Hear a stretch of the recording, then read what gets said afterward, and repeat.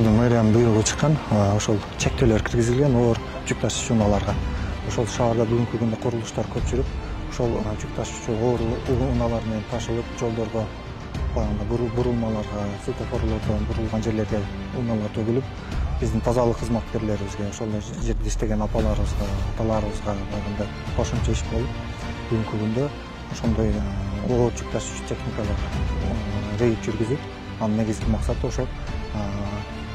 шаардагы жолдордун абалын жакшы абалда сактап калуу максатында ушундай рейдтерди уюштуруп атабыз.